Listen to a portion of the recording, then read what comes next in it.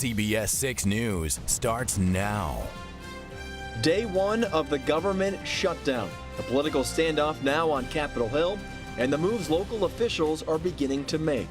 Capitol Park turning pink as thousands celebrate a historic march. We march today for our daughters, our mothers, grandmothers, and ourselves.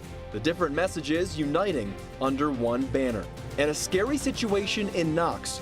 What one highway worker found at a transfer station that had a bomb squad rushing to the scene. We begin tonight with the latest on the government shutdown. This is a look at a closed Ellis Island in New York City, eerily devoid of people on a Saturday afternoon. Hundreds of other national parks across the country also shuttered, a direct result of the shutdown.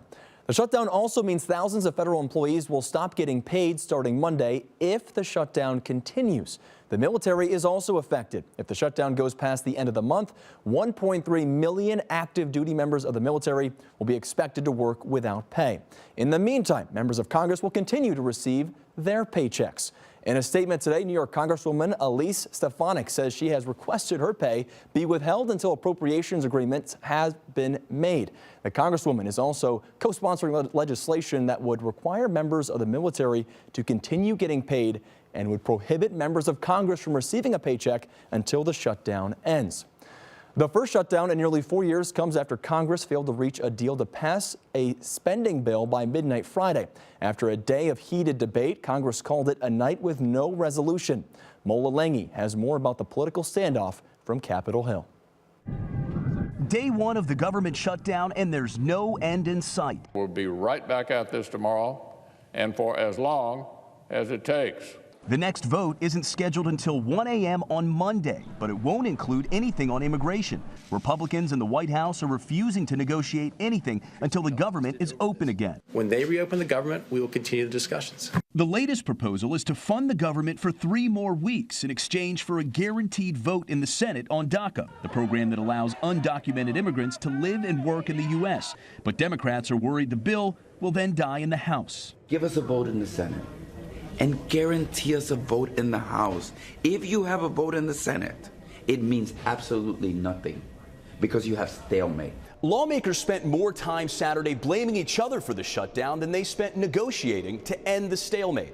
This is the Trump shutdown. Senator Schumer made the decision. Outside the Capitol, voters are blaming both sides. Stop throwing grenades at each other and just, talk. I can't take my youth group to the Statue of Liberty to Ellis Island because the government is acting like a bunch of big babies. Really a shame. They're acting like, what, I would say adolescents, but that's insulting to adolescents. And until a deal is reached, the government will remain closed. Mola Lengi, CBS News, Capitol Hill. A scary situation in Knox today where a highway worker stumbled upon what looked like pipe bombs and explosives dumped at the Knox transfer station. A New York State bomb squad was called to the scene. We're told all the devices were found to be inert and deemed safe. Albany County Sheriff Craig Apple says someone made the devices to look like an explosive, likely as a prank. He says police have a pretty good lead as to who is responsible, but no criminal charges are pending yet. Today is the one-year anniversary of the Women's March, a massive global movement aimed at supporting women's rights. The first march came one day after President Trump was sworn into office, and today the tradition continued in cities like Chicago, Seattle, Denver, and Dallas. At the Women's March breakfast in New York City this morning, Governor Andrew Cuomo spoke about plans to pass what he calls the most progressive women's agenda ever. We passed this women's empowerment agenda in New York. It's not just for New York. It will set a new standard for the nation. It will ask the question to every governor and every legislator, will you do the same?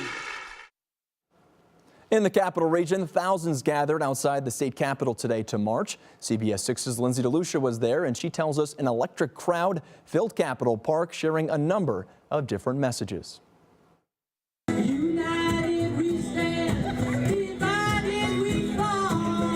Took over the West Capitol Park today as thousands of people rallied on the lawn for the 2018 Women's March. But this year feels different. This year we have made a difference. Last year's historical march nationwide inspired many to come back out this year, much in response to Trump administration policies. Lots of people, lots of strong emotion here, sincerity. all with their own motives for marching. I'm here today because I am a grandmother. We march today for our daughters, our mothers, grandmothers, and ourselves. Signs about immigration reform, social movements, and making a change. Women's rights are human rights. This event also is a coming together. It's a celebration. Co-organizer Christina Charles says the march is more than what many may think.